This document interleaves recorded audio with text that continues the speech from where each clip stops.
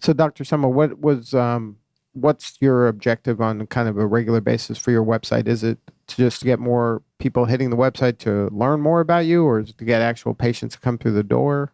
Well, I would think that they equate to you. More people coming to the site will be more patients coming through the door.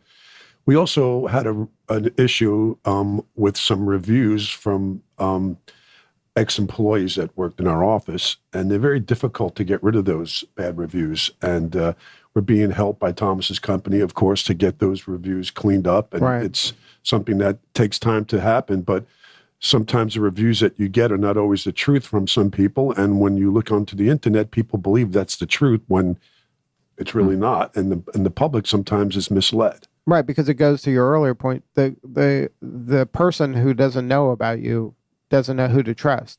So, if they see a bad review, then that to them has as much legitimacy as a good review. They can't discern which is which. And if somebody has an axe to grind, they have no idea about the backstory. Right.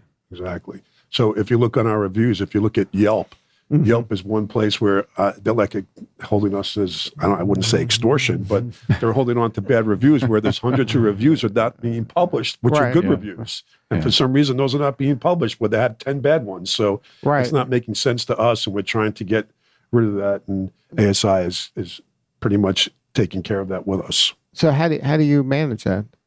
Is it just you're relentless and tenacious and you just got to keep going? Well, part of it is just grunt work, really. It's not necessarily rocket science, but it's a lot of work. And because if you take Yelp and you really read their terms of service and their do's and don'ts, they've changed immensely over the past year. Because they've also been sued by businesses who've been damaged by anonymous and fake reviews. So they've had to take some steps.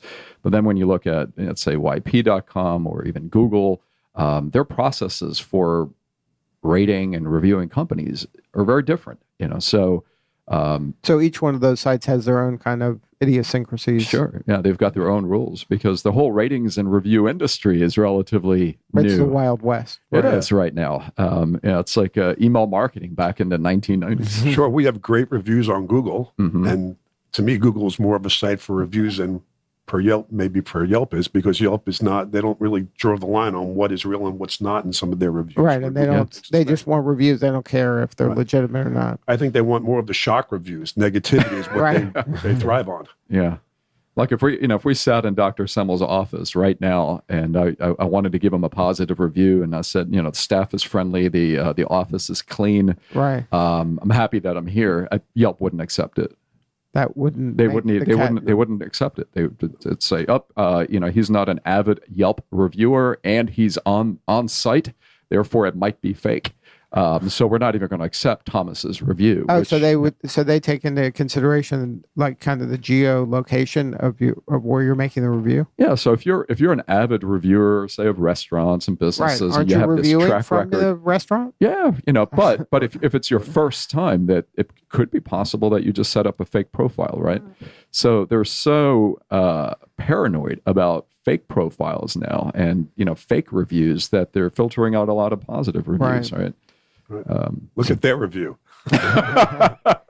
Is there a site that reviews the review site? That's true. Well, just about every industry has them, right? Travel, there's TripAdvisor. If you retail, people go to Amazon.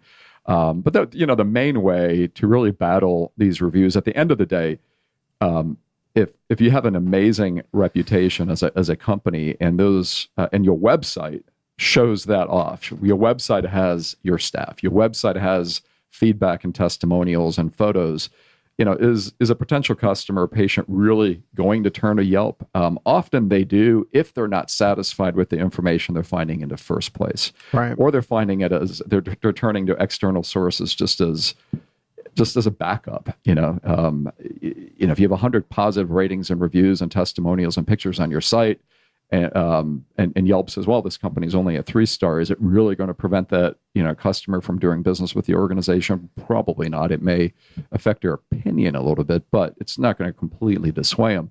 The website is still the number one place to publish your content because you control that. That's yours. It's like your office. Right. So, and it's your rules.